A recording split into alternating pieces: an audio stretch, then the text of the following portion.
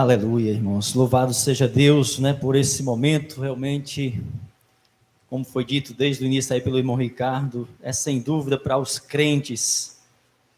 A gente tem aquela máxima de que realmente todo dia é dia do Senhor. Acho que todo dia nós podemos adorar a Deus, mas olha, por mais que queiram mexer no dia que Deus estabeleceu, não tem como tirar realmente da nossa mente de que de fato, se a gente fosse pensar nos dias da semana, o dia que acontece mais alegria, mais satisfação, e podemos até dizer o dia que Deus fala mais conosco é o dia do Senhor. Deus fala conosco todo dia, nós lemos a palavra, nós oramos, mas meus irmãos, o dia do Senhor continuará sendo o dia do Senhor, seja no sábado, para alguns, para os hebreus que passaram, para outros que ainda guardam hoje, ou seja, o domingo para a grande maioria dos cristãos. É importante que tenhamos, sim, pelo menos um dia na semana em que nós possamos deixar de lado a nossa colheita, deixar de lado os nossos afazeres, para nos dedicar inteiramente a ouvir o que Deus tem para falar aos nossos corações, a ouvir as suas instruções e obedecê-las. Por isso que é sempre gratificante, é sempre uma satisfação poder estar na casa do Senhor. E o nosso irmão Ivanildo já passou aí o nosso abraço para os nossos amados irmãos das nossas congregações. Hoje eu fiquei muito feliz, porque nossa congregação lá em Garças ainda não está funcionando, o templo está fechado ainda. O nosso dirigente, nosso amado irmão Newton, ele mora aqui em Fortaleza, e ele vai todos os finais de semana, mas devido às dificuldades ainda, aí ele não está viajando, mas eu fiquei feliz, porque nossas irmãs lá, estão acompanhando todos os domingos as mensagens, e elas reclamaram de nós, porque nós nunca mandamos uma saudação para eles lá.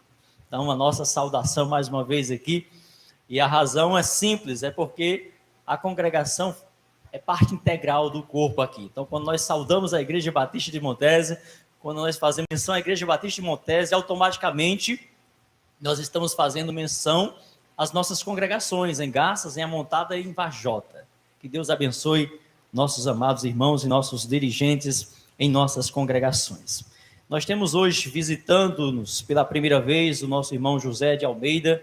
Está aí, meu irmão, seja muito bem-vindo em nome do Senhor Jesus, tá bom? É um prazer ter um amado irmão aqui pela primeira vez juntamente conosco, cultuando ao nosso Deus. Queridos, como foi já anunciado, o texto da nossa mensagem é o Salmo 73, e nós vamos usar alguns destaques, nesses versículos, lembrando que esta é a terceira mensagem, que eu tenho pregado aqui neste Salmo, mas hoje, certo, fazendo essa abordagem, digamos assim, seguindo uma outra vertente, contudo, não mudando ou não fugindo da mensagem central que nós temos aqui nesse texto. E o nosso tema é: qual é o tamanho da sua crise? Qual é o tamanho da sua crise? Certamente você já passou por alguma crise, eu já passei, é possível que você esteja passando por uma crise agora, ou quem sabe você poderá passar por uma crise amanhã. O fato é que nós estamos sujeitos a passar e a enfrentar crise. E a diferença de uma crise para outra se dá no modo como se enfrenta a crise. Eu queria orar por você mais uma vez nesse momento. Pai, no nome de Jesus, te pedimos que esta palavra preciosa, esse testemunho, Senhor Deus, de fé, de crise, de transformação, de reencontro contigo, através da vida desse teu servo, Asaf. Também, ó Deus, esta palavra que é viva e que se renova a cada dia, possa nesta noite estar falando aos nossos corações, Pai. Em nome de Jesus te oramos. Amém. Queridos, uma crise sempre tem uma origem. Sempre tem uma origem. Uma crise, ela não acontece, ela não entra nas nossas vidas ela não chega a uma igreja, ela não chega a uma sociedade, a uma nação, sem que tenha uma origem, sem que tenha um início. Assim como um grande incêndio não começa ou não acontece sem que antes comece ali um pequeno incêndio ou apenas uma fumacinha quase que não percebida por ninguém. Então a crise sempre tem uma origem. Não há crise que não gere conflito. Não há crise que não gere desgaste.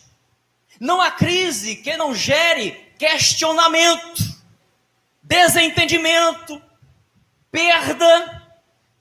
E toda crise também gera fragmentação dos sentidos e percepção do real ou do inexistente. Ou seja, uma crise ela pode ser oriunda de um fato, de algo real ou de algo inexistente.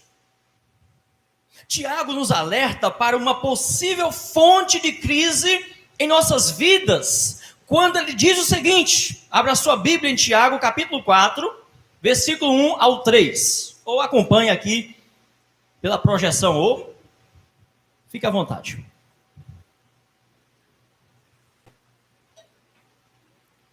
De onde vêm as guerras e contendas entre vós? Não vem disto? Dos prazeres que nos vossos membros guerreiam? Cobiçais e nada tendes.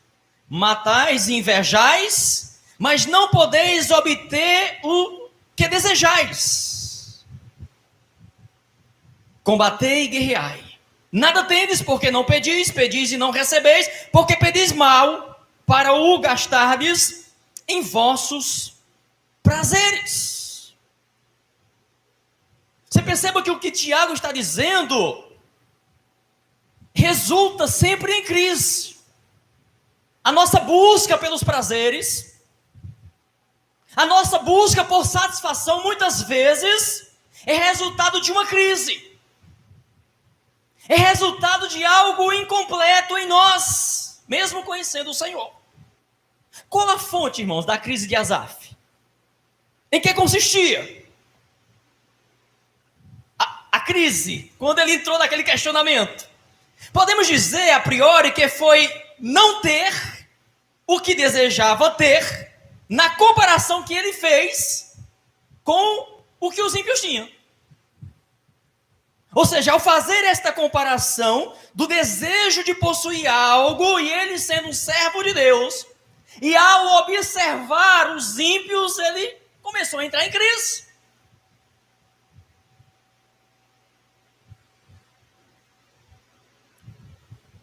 E também outro ponto é concluir que o pouco que possuía, ser em meio a muitas dores.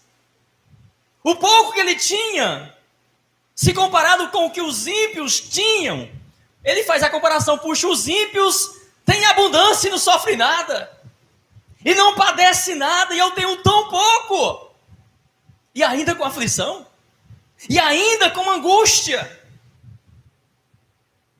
Ele achou isto, o quê? Ele achou que isso era uma injustiça. E ele vai questionar com Deus nas suas orações. Ele vai apresentar essa demanda para Deus. Imagina só. Você apresentando uma demanda para Deus, dizendo, Deus, isto não é justo. Isso que está acontecendo comigo, Senhor, isso não é justo. Vai dizer que em algum momento você não pensou isso. Asaf começa o salmo louvando a Deus, não é? Verdadeiramente, bom é o Senhor para com Israel. Bom é o Senhor para com os puros de coração. Mas parece ser um louvor genérico. Como quem diz, para mim não tem funcionado. Deus é bom para com Israel.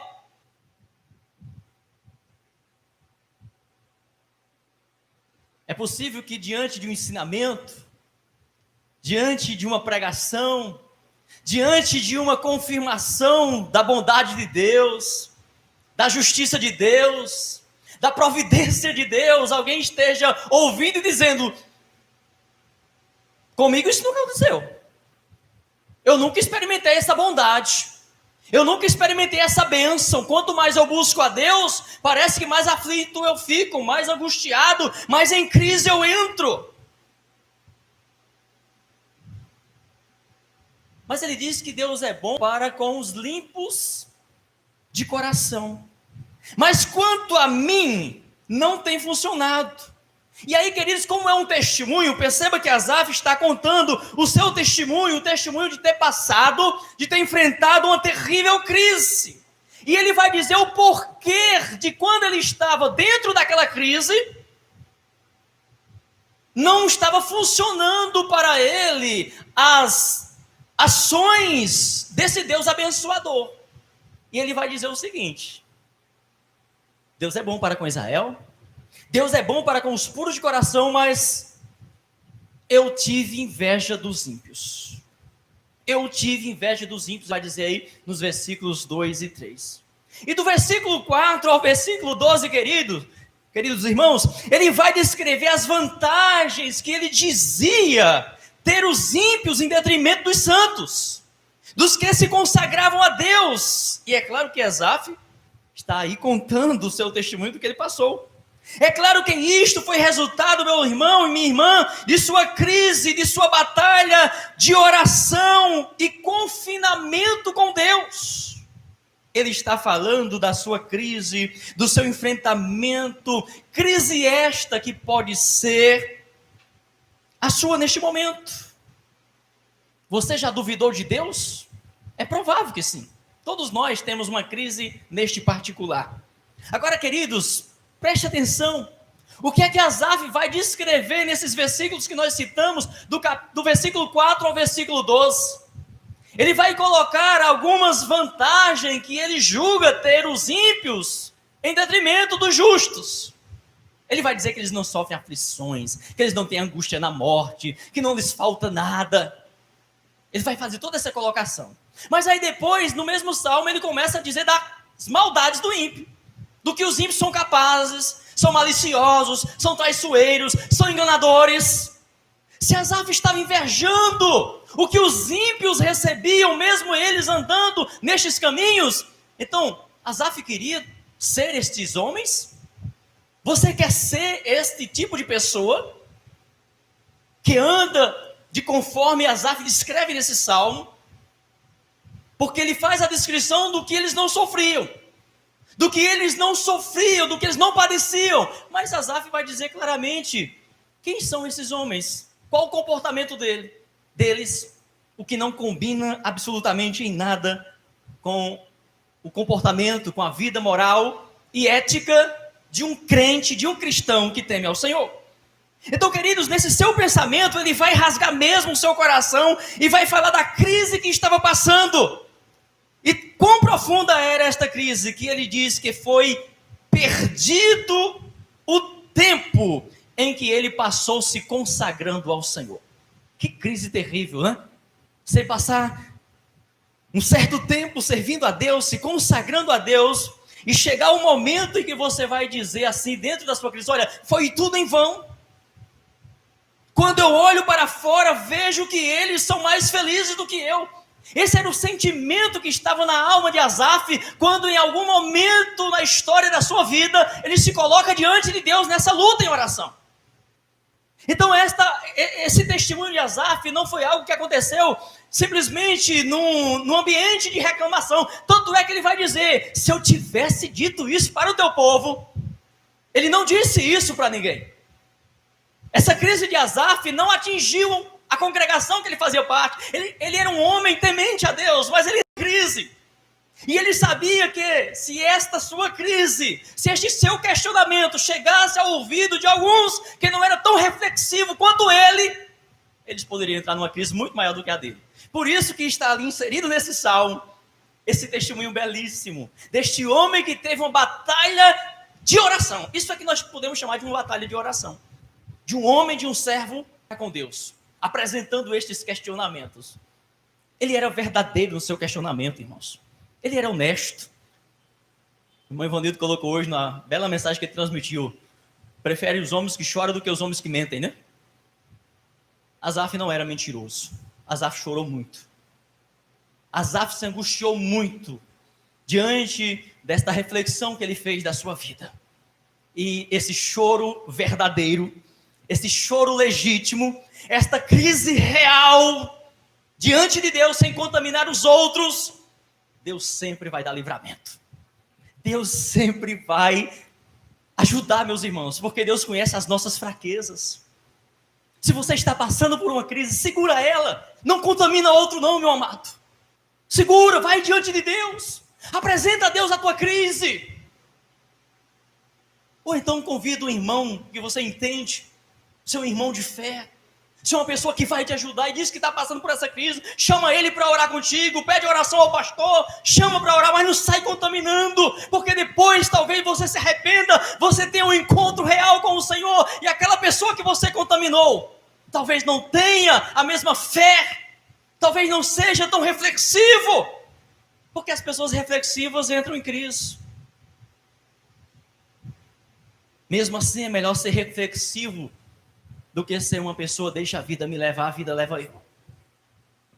Porque os reflexivos sempre ouvirão a voz de Deus. Os grandes teólogos, pastores da história, eram homens questionadores também. Eram homens profundamente reflexivos. Homens que tinham um temor e um medo e uma angústia terrível. Mas eles apresentavam esses dilemas, essas lutas, esses conflitos, não à congregação, não ao mundo, mas a Deus. E é diferente, irmãos, você passar uma crise existencial, uma crise de fé, e você ir no seu quarto lá e ficar debatendo, guerreando. Dá até para você comparar com a luta de Jacó com o anjo, né? Uma crise, uma batalha. Algo inexplicável, algo misterioso. Versículo 13 e versículo 14 do nosso texto, diz assim a palavra do Senhor. Na verdade, que em vão purifiquei o meu coração. Em vão lavei as minhas mãos na inocência. O dia todo sou afligido, sou castigado cada manhã. Que crise. Ele parece pensar, meus irmãos, ser mais feliz, ser mais possível encontrar felicidade sem Deus. Ou quem sabe, sem ser guiado, sem ser disciplinado, sem ser corrigido, sem ser exortado. Ou seja, tanta disciplina que eu tive na minha vida, tanta consagração, tanto conselho que eu absolvi, mas nada funcionou. Eu me encontro nessa situação, não vale a pena. Parece que ele se cansou de fazer o bem. É inútil fazer o bem. Em algum momento você pode entrar nesta crise. Mas essa crise de reclamar de que não valeu a pena o seu serviço, a sua consagração tem uma origem. E o Salmo vai nos apresentar, nós vamos chegar nela. Tem uma origem, tem uma fonte. Toda crise tem uma origem. Quer saber o pensamento dele? Eu vou buscar este prazer, eu vou viver a vida assim também, desimpedido de obrigações, desimpedido de disciplina espiritual, esse negócio de igreja, esse negócio de EBD, esse negócio de obra do Senhor, esse negócio de missões. Sabe de uma coisa? Eu estou cansado desse negócio. Eu quero é ser solto, eu quero é ser livre. Eu preciso encontrar satisfação para a minha vida. Esta mesma satisfação que as pessoas aparentam ter. Tudo começa por uma observação de dentro para fora.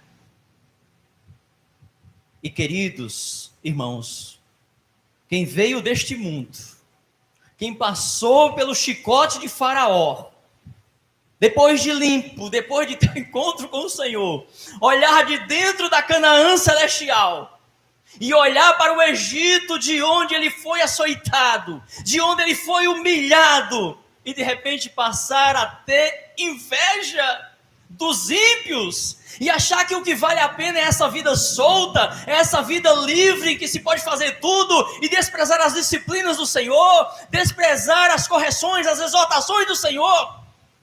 Como que pode isso, pastor? Isso é possível? Olha para o povo de Israel. De onde Deus tirou o povo de Israel? Lá do chicote, lá da cebola do Egito. E quando eles estavam numa crise espiritual, de falta de intimidade com Deus, eles chegavam a dizer, olha, no Egito era que era bom, lá a gente comia carne. Mentira, não é? Comia carne coisa nenhuma. Trabalhava duro, árduo, como escravos, comia só as sobras do Egito. Mas quando estavam na crise lá no deserto, mesmo depois de ter experimentado muitas bênçãos, muitos momentos preciosos ali no deserto, em qualquer situação entrava a crise, entrava o conflito, porque tinha ao seu derredor o tentador, o diabo, que quer todo o tempo causar crise em nossa mente, jogar setas de crises, setas de dificuldades, de problemas muitas vezes inexistentes, ou talvez pequenininho, que normalmente nós temos, mas que nós damos uma grandeza, porque os nossos olhos estão desfocados de Deus. Asaf passou, queridos, por esta crise, e eu também já passei. É possível que você também já tenha passado. Então o verso 16, queridos irmãos, é muito precioso, quando diz: quando tentei compreender isto, fiquei sobremodo perturbado. Quando tentei compreender o quê? Quando tentei compreender quem eu sou em Deus, o que eu era antes de Deus, o que os ímpios são e o porquê destes meus questionamentos. Porque ele só pôde realmente entender, compreender, quando houve, digamos, um lampejo de luz de Deus. Ele vai dizer que ele estava embrutecido, que ele estava completamente fechado, completamente incrédulo à graça de Deus, às manifestações de Deus. E como que é possível, pastor, um crente, alguém que... Nós temos visto que isso é possível e temos provado esta realidade na vida de algumas pessoas. Quando tentei entender tudo isso, achei muito difícil para mim. Há algo muito importante, queridos, aqui, que precisamos entender, que precisamos aprender. Asaf chegou a um ponto na sua vida que ele parou. Ele parou para pensar. Ele parou para pensar. Eu preciso parar para pensar e entender o que está acontecendo comigo.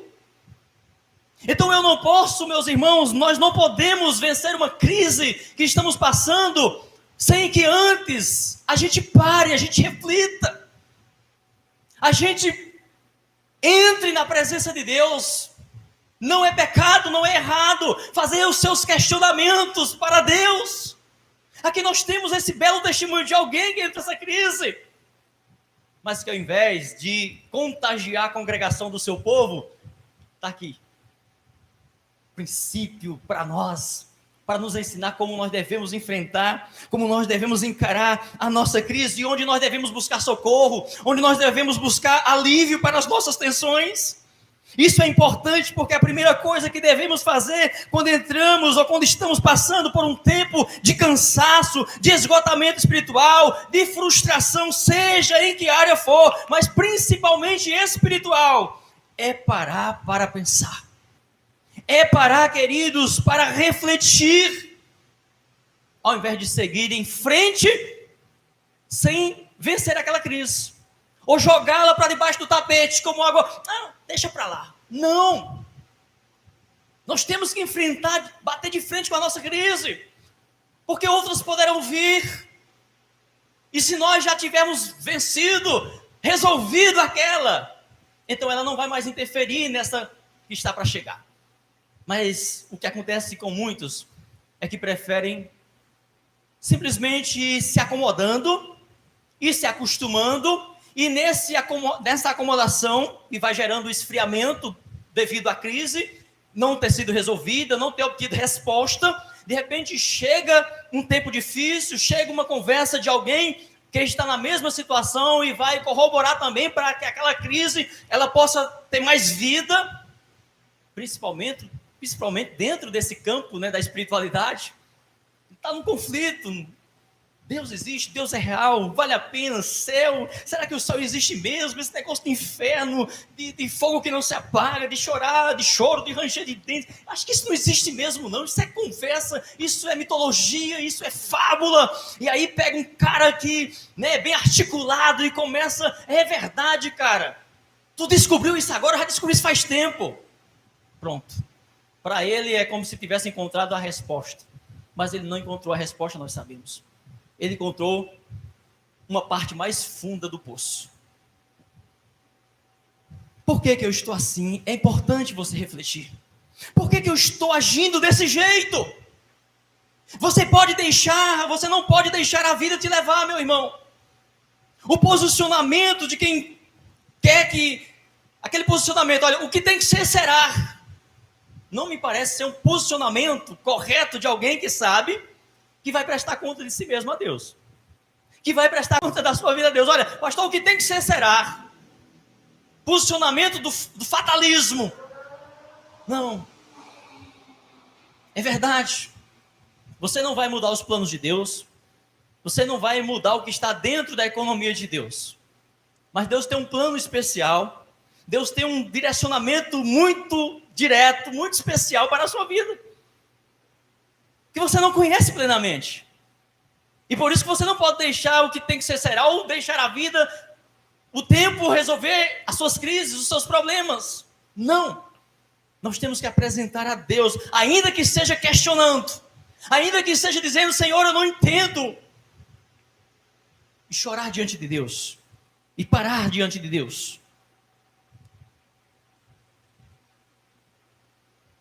O Salmo 42 é muito interessante, porque nele o salmista, ele conversa consigo mesmo, não é? Ele fala para a sua alma o que ela precisa ouvir. Por que estás abatida, ó minha alma? O salmista ali estava passando uma crise também. Uma crise de falta de prazer em Deus. Uma crise de falta de alegria na adoração. De satisfação em Deus. E ele conversa com a sua própria alma. Por que está abatida, ó minha alma? Você ainda vai louvar a Deus como antes. Irmão, se você estiver passando por uma crise, por uma dificuldade nessa área, e você no seu quarto lá, de joelhos, chorando, apresentando a sua alma a Deus, relembrando os momentos de primeiro amor, você vai ser renovado. Você vai ser restaurado. O grande problema é que parece que a gente quer mesmo voltar. Quer mesmo entrar na onda do conformismo. Ou seja, nós queremos andar contrariando ao contrário que a palavra de Deus diz, que é não vos conformeis. Parece que nós queremos nos conformar. Parece que a gente começa a gostar quando, não tem solução, eu continuo na crise, eu estou indo à igreja, mas não aconteceu a mudança. Não é simplesmente o fato de vir à igreja, de entrar no templo, que vai acontecer a mudança. Tem que haver em você esse desejo. Não acontece um milagre assim, olha, eu estava numa crise, Asaf entrou, e quando ele entrou no templo, ele entendeu. Entrar no templo ali, queridos, não significa entrar apenas nas quatro paredes, não. É sim importante você vir e adentrar aqui, mas o que você veio buscar aqui? O que você realmente traz dentro de você, quando você adentra o santuário de Deus? Porque ainda que você chegue aqui arrastado, sem força, sem ânimo, se você veio com esse desejo de buscar um renovo espiritual, de renovar, de vencer essa crise, e você clamar ao Senhor, tenho certeza absoluta, Deus vai estar falando com você. Deus vai estar te dando força, Deus vai estar dando direção. Ele dá direção através de um louvor, através de uma leitura bíblica, através de uma palavra. Você vai entender. Aí você vai chegar à mesma conclusão de Asaf, até que eu entendi. É claro que O seu entendimento não vai causar a você, claro, deleite em saber o resultado final da vida dos ímpios. Você não vai se deleitar nisso aí. Você vai se deleitar em saber o resultado final da sua vida, do seu servir. E aí você vai, puxa, vale a pena ser fiel, vale a pena se consagrar ao Senhor, vale a pena servir ao Senhor. Questione a sua alma. O problema maior, queridos, no momento de crise, é a pessoa querer colocar as expectativas do seu coração lá fora. Olhar para fora neste momento é um perigo. Asaf entra em crise, e o primeiro momento dele foi olhar para fora. E quando ele olha para fora, ele comenta dos ímpios. Porque o mundo, querido, apresenta uma realidade surreal do seu futuro. Realidade essa que Asaf disse, eu estava quase que aceitando que de fato, além deles não sofrerem absolutamente nada, ainda não há condenação. Ainda não há sofrimento para eles. E o que eu tenho feito? Não tem valido absolutamente nada a minha consagração, a minha lealdade, a minha dedicação. O mundo, os ímpios prosperam e ainda não tem condenação. Então entenda que quando Asaf diz, olha, até que entrei na casa de Deus e entendi, enxerguei o fim. Porque ele estava enxergando, até aquele presente momento da crise, que os ímpios estavam não somente em condições financeiras, de prosperidade, de gozo superior a eles, mas também esse negócio de céu, de condenação também não existia. Porque a crise, quando ela é grave, ela chega a esse entendimento. Porque como que alguém que, em plena convicção de vida eterna, em plena convicção de salvação, e também de que existe uma condenação, de repente entra em crise e nega tudo isso? Só vai ter sentido se de fato ele negar. Para ele poder desejar ser igual aos ímpios. Para ele poder fazer essa comparação e achar que eles têm vantagem, então ele tem que negar o principal sofrimento, porque o benefício que eles obtêm nesta vida, se comparado com a tormenta da separação eterna de Deus, não compensa. Então é por isso que ele entende só isso quando Deus abre a sua mente. Quando Deus abre o seu entendimento, a sua compreensão. Portanto, queridos, não busque solução olhando para fora. Olhe para dentro. Olhe para os servos do Senhor, mesmo com as suas falhas, mesmo com os seus defeitos, porque eles são homens falhos igual a você. Ainda assim deve ser inspiração para você. Não tome os ímpios como inspiração, como modelo para você, porque você viu muito bem o que Asaf disse aqui, quais são as práticas deles. Então não são modelos para mim.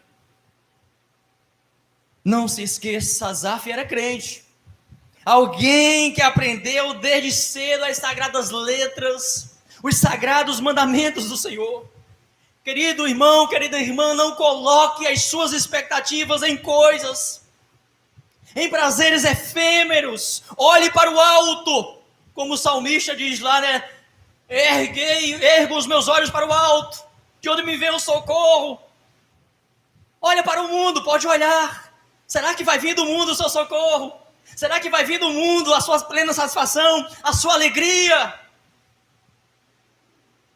Mas chegou o ponto que parece que ele começou a colocar a expectativa de vida, a sua expectativa de satisfação, a expectativa de felicidade nas coisas que as outras pessoas também estavam colocando. Porque de fato a expectativa, a satisfação do mundo, do ímpio, está nas coisas do mundo. Está no mundo. Será que eu estou colocando as minhas expectativas naquilo que Deus é? Ou naquilo que Deus pode me oferecer? Estas coisas, queridos, não são necessariamente ruins. Que é aquilo que o mundo tem. Não é necessariamente ruim. Ah, pastor, o mundo tem um carro bom, uma casa boa. Eu também posso? Claro que eu posso ter. Eu posso desejar também dentro das minhas possibilidades. Ter um carro bom, ter uma casa boa.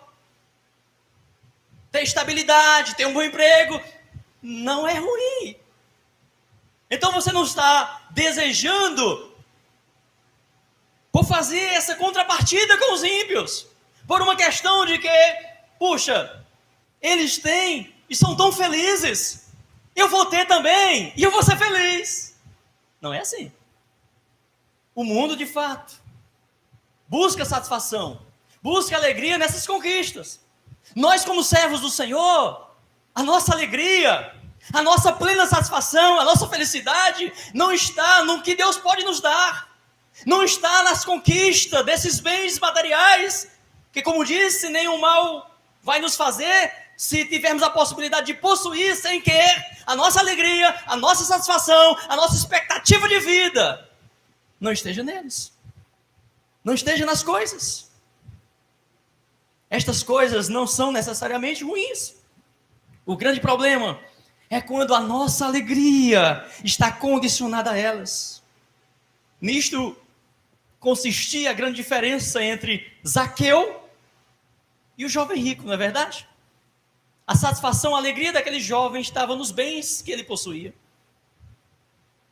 Mas ele não era plenamente realizado, era? Ele não era plenamente feliz, tanto é que ele chega desesperado, almejando a vida eterna. Mas Jesus, naquele momento, conhecendo o seu coração, condicionou. Uma questão apenas de ilustração, de consideração, porque não aconteceu o mesmo com Zaqueu. Zaqueu desejava Jesus. Zaqueu desejava Deus na sua vida. E quando nós desejamos Deus na nossa vida, de verdade, quando nós desejamos Jesus de verdade, sabe o que ele diz? Hoje me convém almoçar contigo. Hoje me convém entrar na tua casa.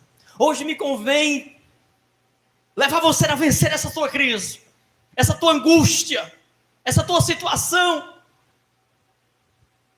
que havia tanto no coração de Zaqueu, como no coração do jovem rico. Mas um amava realmente as riquezas, um achava que não conseguiria ser feliz com Deus, com a vida eterna, tendo que perder aquelas riquezas. Ele não confiou plenamente em Jesus.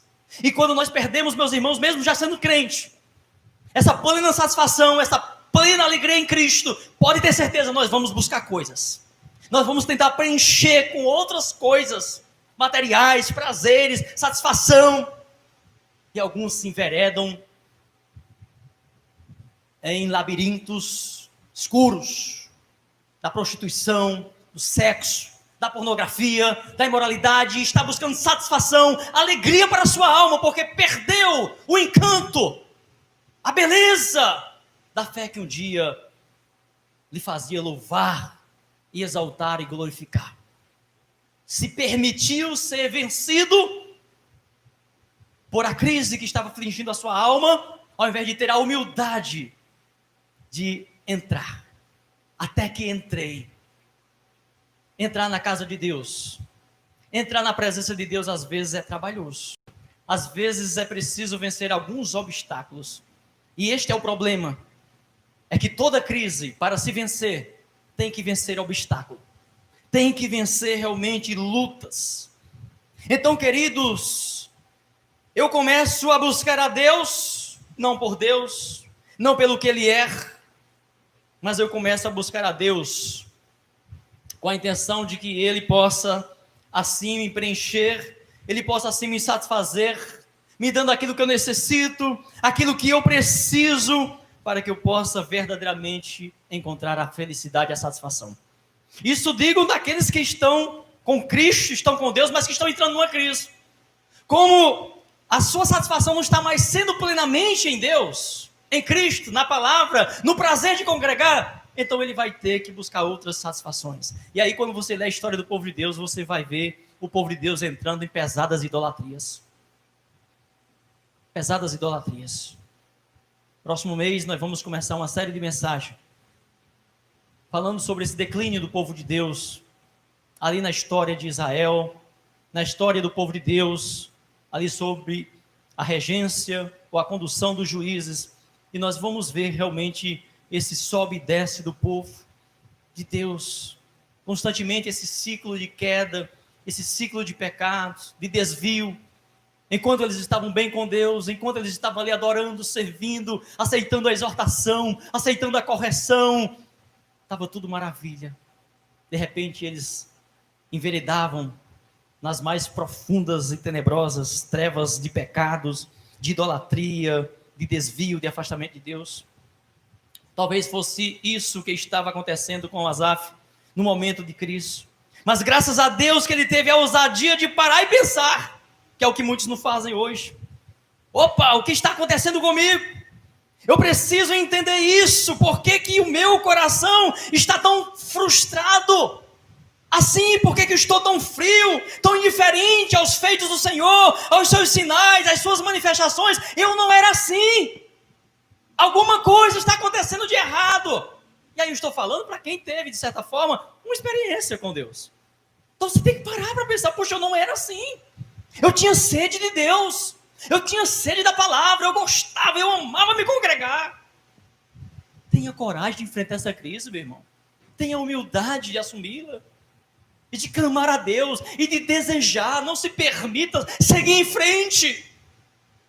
Mesmo sabendo, se você realmente é um crente em Cristo, lavado e remido, tem o seu nome escrito no livro da vida, mas viva plenamente Cristo em sua vida e não se permita viver como muitos estão vivendo, indiferente à palavra, indiferente às escrituras. Nós precisamos perceber que alguma coisa está errada. É fácil perceber, não é, meus irmãos, quando alguma coisa está errada com o nosso físico, não é? Você sente uma dor, um incômodo, alguma coisa assim, você se preocupa logo, e aqueles mais preocupados mesmo com a saúde, já procura logo um médico, já marca logo uma consulta, você quer resolver, porque o seu corpo deu sinais de que está sendo atacado. Quantas pessoas não estão preservando? Olha todos nós aí, de máscara, com medo de pegar esse vírus. Está correto. Porque se o vírus entrar, dependendo de como vai reagir o seu organismo, você pode entrar realmente numa crise física, emocional, sua família, enfim, como nós podemos perceber aí com centenas e centenas, milhares de pessoas. Então há essa preocupação. Mas, meus irmãos, a gente percebe que a gente está se descaminhando, que a gente está se desviando daquela compreensão, daquela visão que um dia foi tão clara à nossa mente. Aquilo que nós criamos com tanta defesa, né? Com tanto zelo, com tanto prazer. Aquele sentar para ler a palavra, para esmiuçar um texto sagrado. Aquele se arrumar pela manhã do domingo para vir à escola bíblica dominical. Aquela preparação do sábado à noite. Havia uma beleza, um encanto que não se perdeu de uma hora para outra, que foi se perdendo aos poucos, ponto a ponto. E talvez você que está aqui ou você que está nos ouvindo possa estar passando por uma crise dessa. Só que você não considera a crise porque você está bem. Talvez você esteja bem financeiramente, talvez você esteja bem emocionalmente, sentimentalmente, com a sua família. Então você, está tudo bem comigo, Deus está me abençoando. Deus está comigo, porque eu estou prosperando. Como se prosperidade fosse sinal da presença e da bênção de Deus, necessariamente. Por isso que Jesus deu tanta ênfase à questão da pregação do Evangelho, em detrimento das valorizações, porque havia uma cultura ainda enraizada ali de que quem era abençoado, era porque era abençoado por Deus, estava agradando a Deus. Abraão era rico, Davi era o rei, então era agradável. Então havia mais ou menos isso. Jesus quebrou todo esse paradigma errado, de que não é o fato de alguém estar bem de saúde, de alguém louvar a Deus, que Deus está necessariamente com aquela pessoa, porque quem sabe realmente se ela está com Deus ou não, é o próprio Deus. E claro, se ela for reflexiva, ela vai saber que não está. Então, queridos, mais uma vez, o versículo 16 diz o seguinte: olha o que aconteceu quando ele parou para pensar. Como foi que ele ficou? Ele ficou aos pulos de alegria? Não, ele ficou perturbado. Ali diz doloroso, para mim foi muito doloroso. Em outra tradução diz que ele ficou muito perturbado, agitado. E eu creio que ao mesmo tempo ali, satisfeito, porque ele não havia comunicado aquilo para ninguém. Porque você imagina, o cara passou por uma crise e ele infectou pessoas fracas, pessoas que não eram tão profundas reflexivamente quanto ele, e talvez ele tenha servido de mau exemplo. E aí quando ele descobre tudo isso, ele fica perturbado. Queridos irmãos, deixa eu te dizer uma coisa. Pensar reflexivamente não é somente difícil e trabalhoso, como também traz um peso de responsabilidade. Mas é o único caminho, é o único meio pelo qual nós poderemos sair de uma crise. É se nós formos reflexivos, e aí eu falo mesmo dessa crise espiritual que nós estamos vivendo. Crise de liderança, crise de compromisso, de responsabilidade com a obra, com o reino de Deus. E se você não parar para pensar, meu irmão, você vai ficar. Ah, pastor, está dizendo que eu vou perder. Não estou falando de salvação, você vai ficar. Você vai ser mais um na fileira, já bem alargada dos desigrejados, infelizmente. Porque o conceito, a doutrina, nessa perspectiva do esvaziamento, do distanciamento do culto presencial, vai crescer cada dia mais.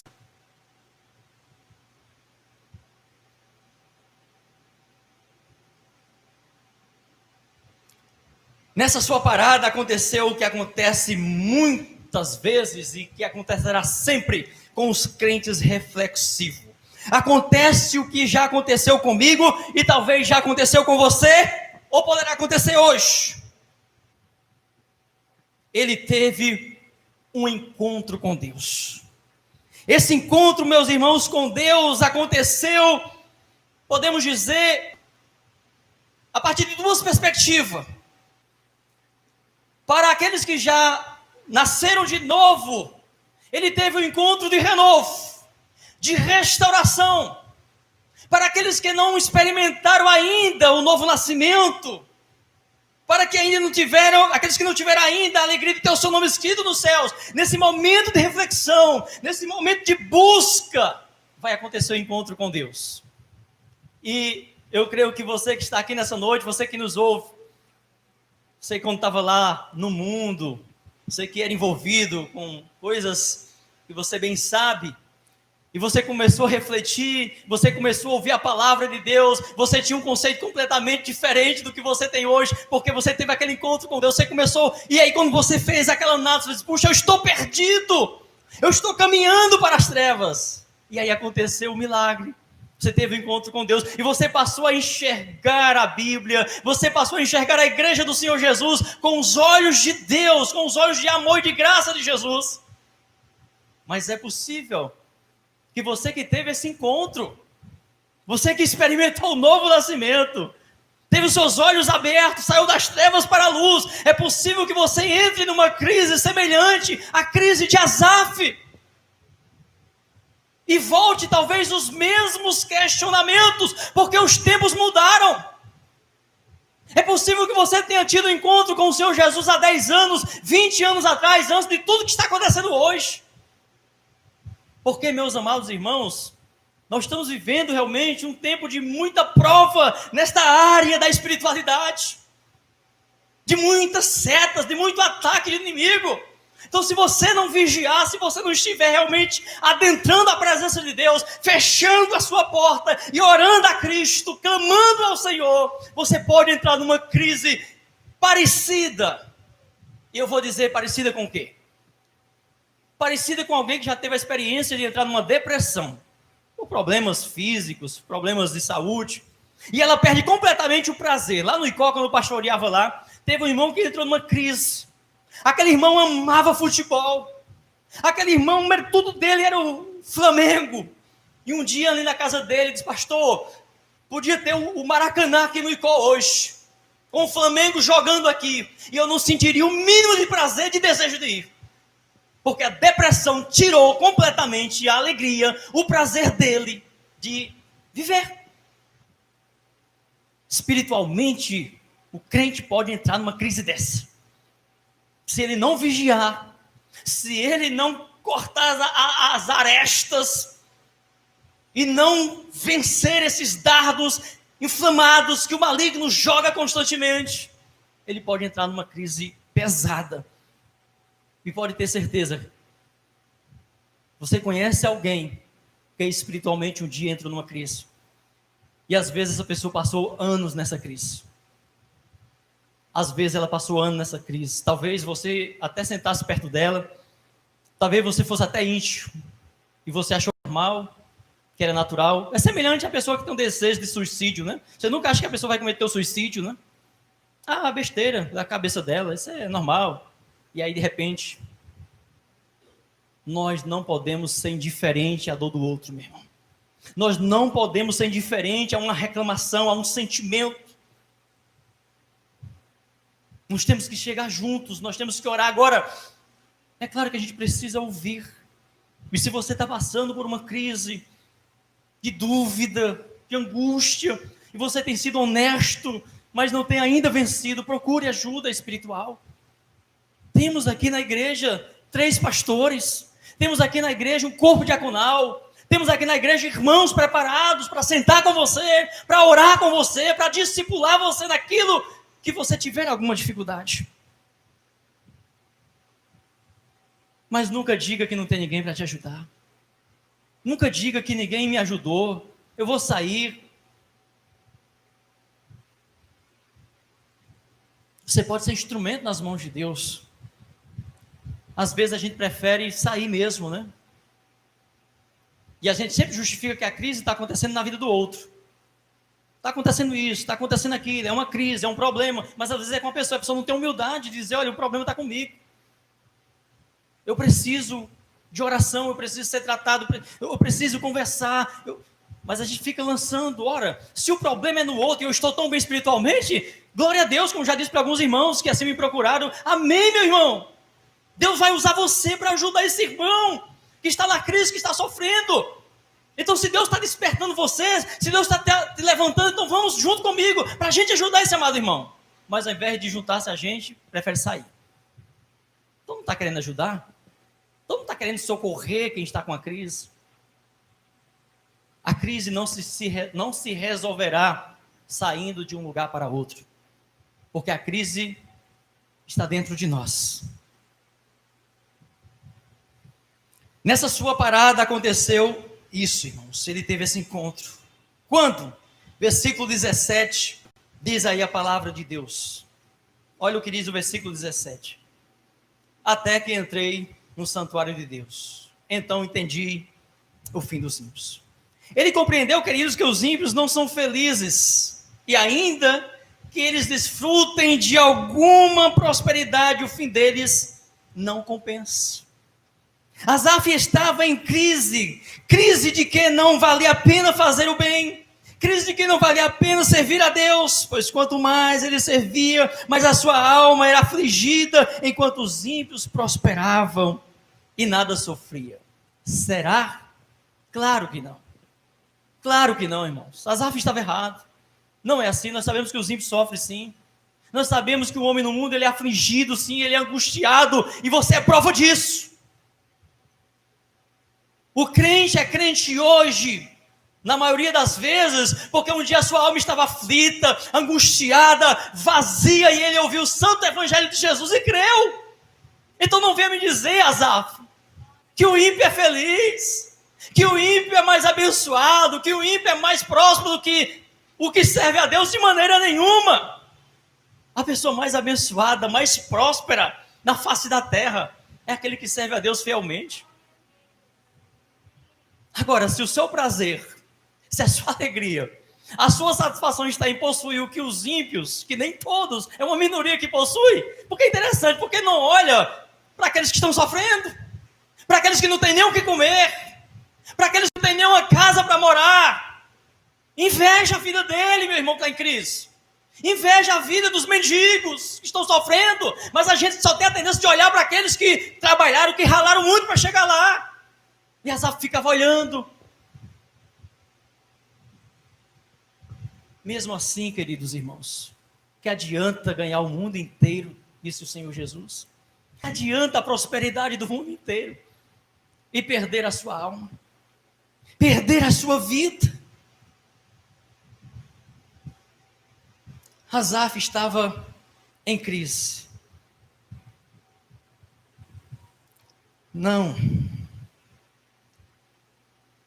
Nós podemos dizer que, como nós costumamos dizer para as pessoas, oh, rapaz, isso é coisa da tua cabeça. Não é assim. Não é assim. Essa pessoa, você veio de lá. Ou, se você nunca experimentou, você já ouviu o testemunho do próprio Asaf. Prova é, queridos, que ao entrar no templo, ele tem um encontro com Deus. E tendo um encontro com Deus, os seus olhos se abrem. E aí nós percebemos que o encontro com Deus não é tudo só maravilhas para nós. Pelo menos do ponto de vista humano. Ter um encontro com Deus também nos impõe uma missão, uma responsabilidade que muitas vezes é aflitiva e desgastante, pois a crise nos coloca para trás, deixando de assumir muitas responsabilidades. E quando nós vencemos a crise, quando os nossos olhos se abrem para vencer a crise, isso significa que também os nossos olhos vão contemplar uma responsabilidade. Vão contemplar uma tarefa, vão contemplar uma missão. Por isso que muitos preferem, às vezes, continuar na crise. Por isso que algumas pessoas, às vezes, que são viciadas, e já passaram muitos anos de sua vida em algum vício, em alguma situação difícil, elas conseguem vencer aquele vício por um tempo, mas para ela poder manter-se sóbria do vício, ela vai precisar assumir responsabilidades. Ela vai precisar enfrentar dificuldades. Ela vai precisar se reinventar, trabalhar e lutar. Aí tem alguns que não aguentam, eu vou voltar, e volta. Aí cai. E aí a vida vai só levando aquela pessoa. Crise contínua, crise profunda. E aí você vai ver pessoas que eram bem-sucedidas, que eram prósperas e tudo mais, eram artistas, e estão simplesmente vivendo como um mendigo. São pessoas que não conseguiram vencer a crise que enfrentou. E então ela mergulhou naquela situação, e para ela voltar, ela acha muito difícil, porque ela vai ter que se refazer novamente. Mas não tem jeito. Nós temos que assumir. Nós temos que assumir. Porque a vida, se nós não assumirmos a direção, a vida vai nos consumir, ou seremos consumidos pela própria vida. E aí, queridos, nos versículos 21 e versículo 22, nos diz assim a palavra de Deus: quando o meu coração se amargurou e senti picadas nos meus rins, estava embrutecido e nada sabia. Era como um animal perante ti. O encontro com Deus nos faz, antes de tudo, enxergar quem nós somos, ou o que estávamos sendo, como Asaf descreveu aqui a si mesmo. Ele conseguiu enxergar o estado, ele se percebeu como um animal, como um embrutecido diante de Deus. Ele diz que os seus pensamentos anteriores, a sua crise anterior, era resultado de um coração embrutecido, de um raciocínio irracional. Aí você diz, pastor, mas raciocínio irracional? Como assim? Se a pessoa raciocina, então ele não é irracional. Se ele é irracional, ele não raciocina. Mas como que uma pessoa raciocina e diz que não valeu a pena ser fiel? E diz que não valeu a pena ser puro? E diz que não valeu a pena se consagrar a Deus? Então é um raciocínio irracional. Porque comparar a vida com Deus e ver mais vantagem naqueles que vivem diante do mundo e distante de Deus, então é um pensamento irracional para aqueles que são capazes de refletir e chegar a esta conclusão e comparar estas duas vantagens. Então por isso que é um pensamento irracional, mesmo que ele seja um ser tão pensante. Então pensar que não vale a pena ser fiel, que não vale a pena ser puro diante de Deus. Quanta religiosidade nós vivemos antes da conversão. Antes de enxergar verdadeiramente quem é Deus. O problema é ele agora ver que não estava lá fora. que não estava no estilo de vida das pessoas que ele invejava, o problema estava dentro do seu coração, que apesar de religioso desde a infância, ainda não tinha tido um encontro real com Deus. Meu irmão, a primeira coisa que nós devemos fazer é parar para pensar, porque o meu coração está desse jeito. Por que eu estou tendo esse tipo de sentimento, de comportamento, de desejo? Por que eu sou tão tendencioso, tão pendente a esse tipo de pensamento?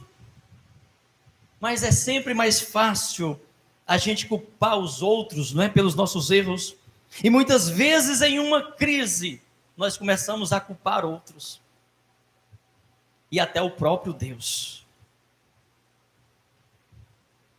É somente quando nós temos um encontro com o Senhor que conseguimos enxergar a nossa própria miséria, o nosso próprio pecado.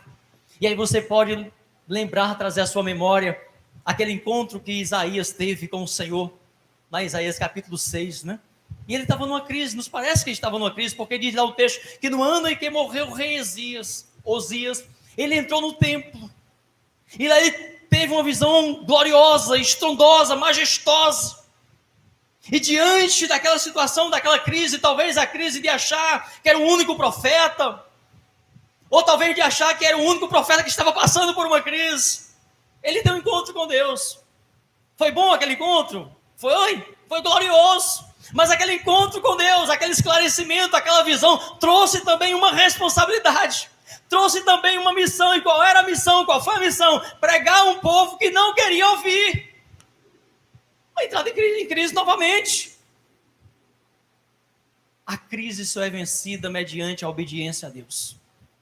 Se nós não estivermos dispostos a obedecer a Deus, nós não venceremos as nossas crises. Então, se nós estamos passando por uma crise, por uma dificuldade, e se nós clamarmos ao Senhor verdadeiramente, se nós buscarmos a Deus verdadeiramente, tenha certeza disso, meu amado irmão e minha amada irmã, Deus vai te dar vitória sobre esta crise. O problema sempre está em nós precisamos assumir, sempre está em nós.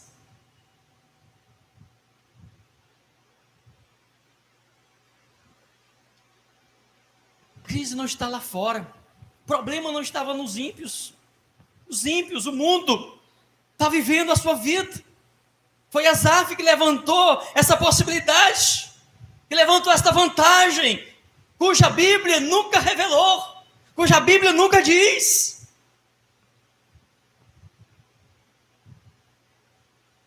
Se estivermos bem resolvidos com Deus, como costumamos dizer, né? Nos grupos principalmente, né? Deus no comando, Deus está no comando, as crises serão superadas.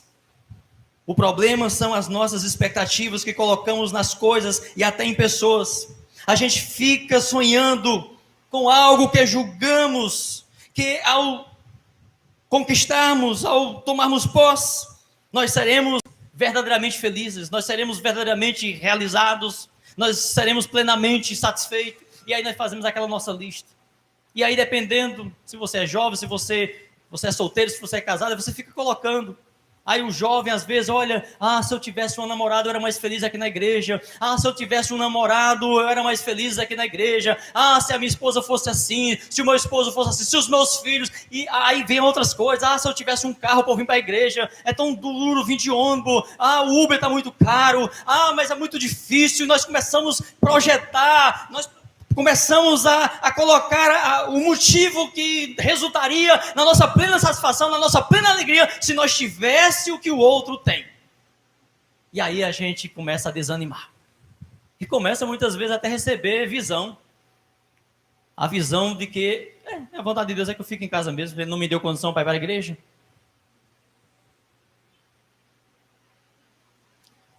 O problema, meus irmãos, são essas expectativas. Você não será feliz, você não será mais realizado se você conseguir essas coisas que a gente julga que são necessárias, que vai preencher, que vai nos encher. E aí pessoas entram em outras crises. E como crente que nós somos, claro, quando nós ouvimos um ensinamento, que é Deus que nos dá tudo, né? Aí nós buscamos a Deus. Mas a insatisfação continua. Porque nós buscamos a Deus com a intenção de conquistar, com a intenção de satisfazer os nossos desejos, de alcançar aquelas coisas que nós julgamos que vão nos fazer felizes. Deus mesmo parece não ser a fonte do nosso prazer, da nossa alegria. E não é por acaso que as igrejas que pregam o evangelho da prosperidade, eles borrotaram de pessoas, porque eles ensinam que Deus dá essas coisas, que Deus satisfaz, que Deus dá carro novo, que Deus dá casa nova, que Deus ajuda a passar no vestibular, que Deus ajuda a passar num concurso difícil. Então vamos fazer a corrente. Então as pessoas buscam a Deus, elas buscam porque elas querem conquistar esses bens. Não é uma busca pelo prazer em Deus. E aí quando a fonte, vamos dizer, seca, João capítulo 6, quando Jesus deixa de fazer as maravilhas, quando Jesus deixa de fazer os milagres, aquilo que satisfazia o coração, a alma daqueles seus ouvintes naquele primeiro momento, eles simplesmente dão as costas para Jesus.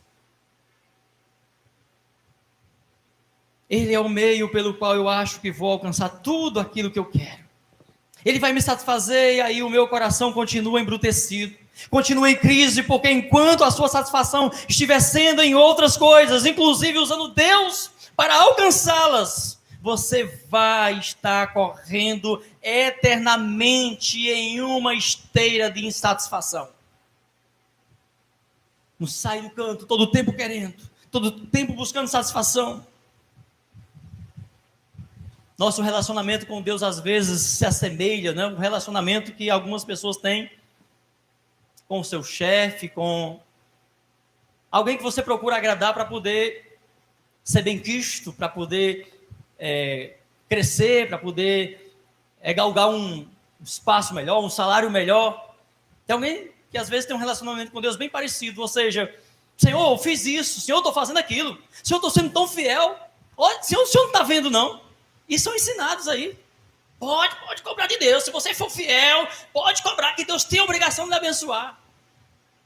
Irmãos, Deus nos abençoa e não é obrigação, e não é por obrigação, é por amor. É por prazer. Deus não tem obrigação. Agora, no próprio instante que eu buscar a Deus, julgando que Ele é meu Pai, que foi no fato de eu ser fiel a Deus, então pronto, as portas vão estar todas... Esse é um dos pontos que mais tem levado o crente a entrar em crise. Porque são ensinados que se forem dizimistas, que se forem fiéis, pronto, acabou. Não tem mais doença, não tem mais problema financeiro, não tem mais problema conjugal, não tem mais problema com os filhos, todos os filhos vão seguir ali. Não é por aí, meu irmão. Deus não aceita esse tipo de negócio, esse tipo de barganha. É ser fiel, independente. É ser fiel com a visão de Jó. Deus deu, Deus o tirou. Eu sou fiel a Deus independente do que Ele possa me dar materialmente ou emocionalmente, enquanto eu viver aqui. Há um desejo, uma busca desesperada por felicidade. E aí quando você compara a sua felicidade com a do outro, você vai dizer, eu não sou tão feliz assim. Asaf fez essas comparações, não, eu não sou tão satisfeito, tão feliz assim. Porque eu estou aqui, domingo é domingo. Não, pastor, vamos mudar esse negócio aí no domingo. Eu passo a semana toda trabalhando, vou para minha casa de praia, eu vou curtir a praia no domingo. E algumas igrejas, para poder segurar esse irmão, já mudaram a escola bíblica dominical para tarde, não funcionou. Aquele jogo de cintura, meu irmão. Enquanto a nossa satisfação, a nossa alegria estiver em coisas, em prazeres, em entretenimento, em lazer, nós vamos sempre ficar nessa esteira de insatisfação. Relacionamento com Deus baseado no medo, baseado numa troca, parecida com o filho mais velho, né, que ficou em casa lá da parábola. Tanto tempo eu te sirvo, tu nunca mataste um cabrito para mim. Tem muitos crentes entrando nessa crise. Já vi um pastor falar assim.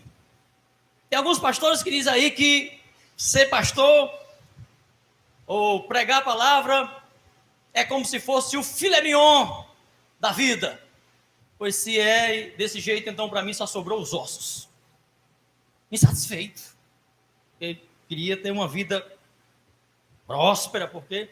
E alguns que dizem, olha, eu sou pastor, então como pastor eu tenho que ter uma vida próspera, eu tenho que ter uma vida assim.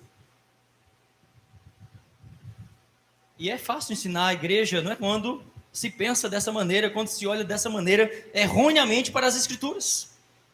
E para a gente encerrar, irmãos, aí nessa busca, nessa insatisfação, nesse vazio, nesse questionamento, como o Asaf fez, e glória a Deus que Asaf chegou à conclusão, que Asaf chegou ao entendimento. Então esse é o texto mais precioso da Bíblia.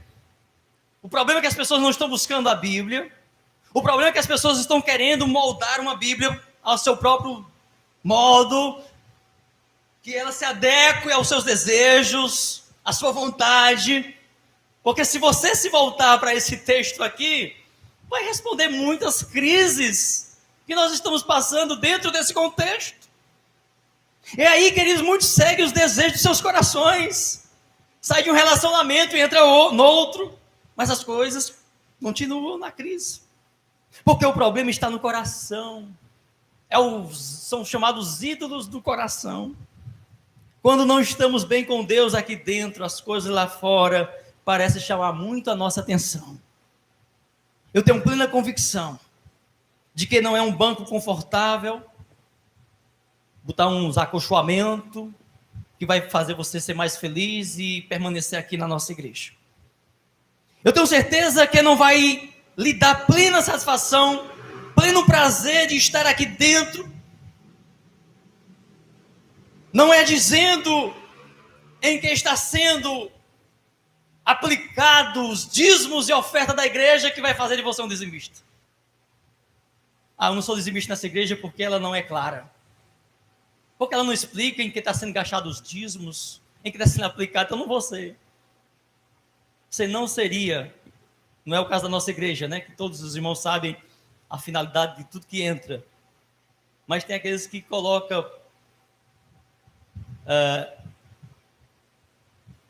que com o mosquito e engole o camelo, que faz esse questionamento. Se fosse mais clara a projeção, se dissesse tintim por tintim determinadas coisas, então eu seria. Não é isso que vai fazer você ser dizimista, ser fiel a Deus.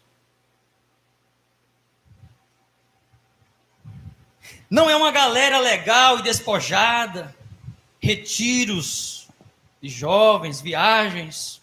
O encontro com Deus é o que fará a diferença em nossa vida, em nossa postura, em nossa maneira de viver. Nossa ilha de sustentação aqui dentro é a nossa plena satisfação com Deus. O culto se faz sem nada do que usamos de bom aqui.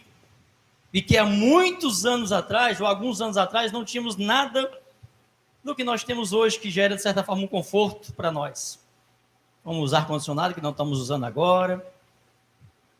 Como os eletrônicos, os instrumentos, a tecnologia que nós usamos.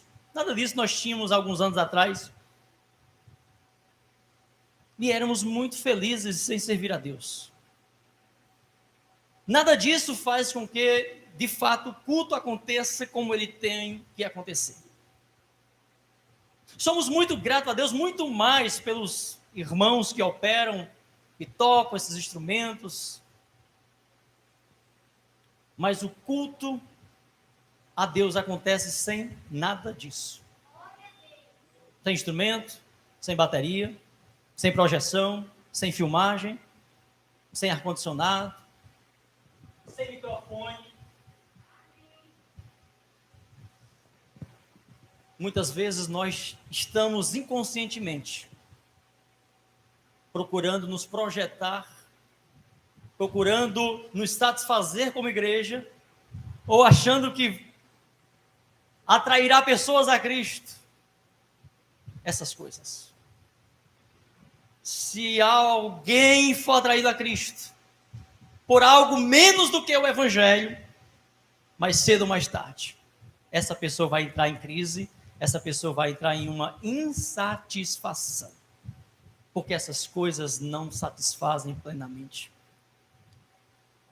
São tudo periférico, Conclusão do novo Asaf, para a gente encerrar. Versículo 22 ao 25. Estava embrutecido e nada sabia, era como um animal perante ti. Todavia estou de contínuo contigo, tu me seguras pela minha mão direita. Guias-me com o teu conselho, e depois me receberá na glória. A quem tenho eu no céu, senão a ti? E na terra não há quem eu deseje além de ti. Meus queridos, antes o seu coração estava em coisas. Antes o seu relacionamento com Deus era baseado em regras, e por isso o seu coração estava tão amargurado, tão conflitoso, parecia um animal embrutecido. Mas agora ele olha e diz: a quem tenho eu no céu, senão a ti? O que há na terra que pode me dar mais prazer, Senhor? A quem eu tenho no céu, senão a ti? E na terra, o que eu tenho que pode me dar mais prazer?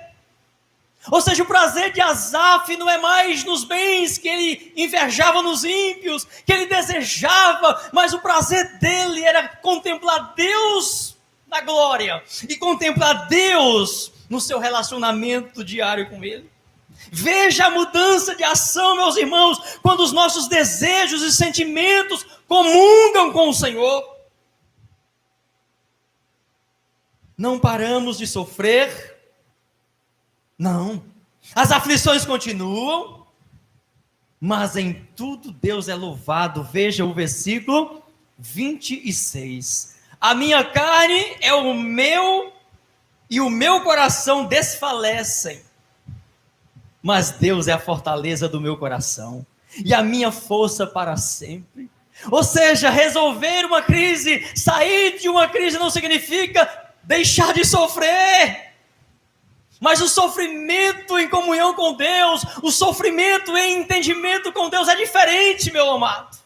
E é isso que satisfez plenamente ali o coração de Asaf. Se antes Asaf estava em crise, aí podemos dizer aqui, parafraseando a parábola que Jesus conta lá em Mateus capítulo 13, versículo 44, ele foi e vendeu tudo que tinha, ou seja, todos aqueles desejos, aquele carro que ele desejava, aquela fazenda, aquela vida de curtição na praia, de prazeres, vamos dizer, ele foi e vendeu tudo que tinha, porque Jesus vai dizer o seguinte: olha, a que compararei o reino dos céus? O reino dos céus é semelhante a um tesouro escondido no campo, achando um homem, escondeu de novo. Então, em sua alegria, foi e vendeu tudo que tinha e comprou aquele campo. Então, enquanto Asaf estava embrutecido, ele não conseguia contemplar esse tesouro. Mas quando seus olhos se abrem, quando ele reconhece que o problema está interiormente, Deus abre os seus olhos. Aí Asaf disse: olha, eu desprezo tudo.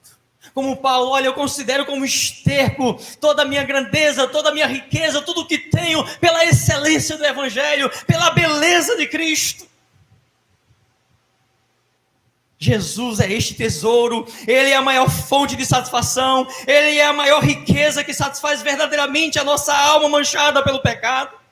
Quando Jesus reina em nossas vidas, todas as outras coisas se tornam insignificantes, em segundo plano.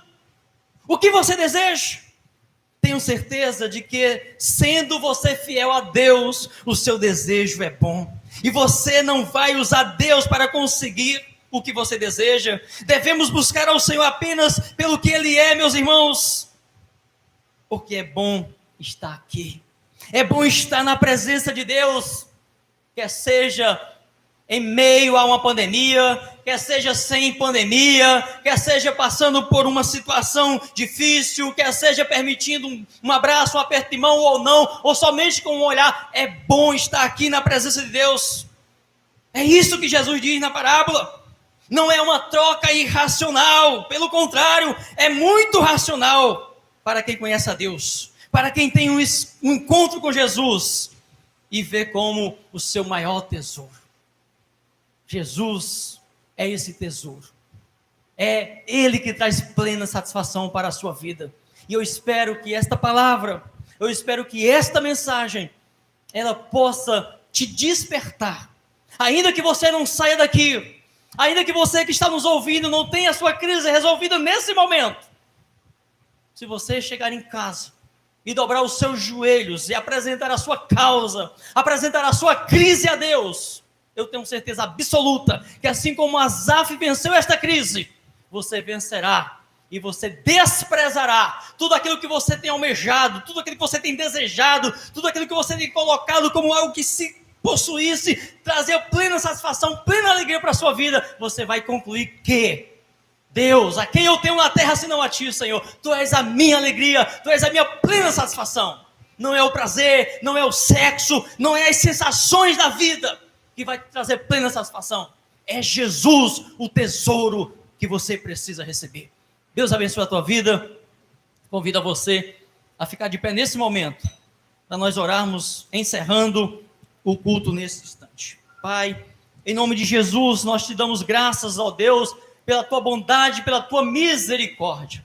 Ó Deus, o Senhor sabe que todos nós, em algum momento na nossa caminhada, Deus, nós temos enfrentado crises, nós temos feito questionamento, meu Pai, e te pedimos que assim como Asaf, Deus, nós não venhamos contaminar a nossa geração, mas que nós possamos levar a ti os nossos conflitos, os nossos dilemas, as nossas angústias, Pai, e que o Senhor possa abrir os nossos olhos, que o Senhor possa quebrantar esse coração que muitas vezes está embrutecido, que muitas vezes está aquecido pelo prazer, pela vontade de satisfação, ó Deus da carne. Eu te peço em nome de Jesus, abençoe tua igreja, abençoe o teu povo, que a nossa busca, que a nossa oração a ti, não seja uma oração interesseira, não seja uma oração, ó Deus, que seja composta, meu Pai, de um desejo de alcançar algo que julgamos que é aquilo que vai nos fazer feliz, mas que a nossa oração a ti, Pai, seja: Deus, quero ser teu servo, quero te desejar como o maior tesouro, como uma pedra preciosa para a minha vida.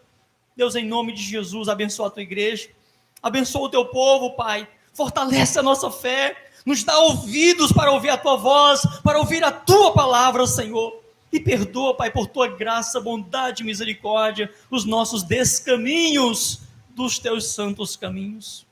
Que o amor de Deus Pai, Deus Todo-Poderoso, que a graça salvadora de nosso Senhor Jesus Cristo, a comunhão e as consolações do seu Santo Espírito, seja com todo o povo de Deus, desde agora e para todo sempre. Amém, amém e amém.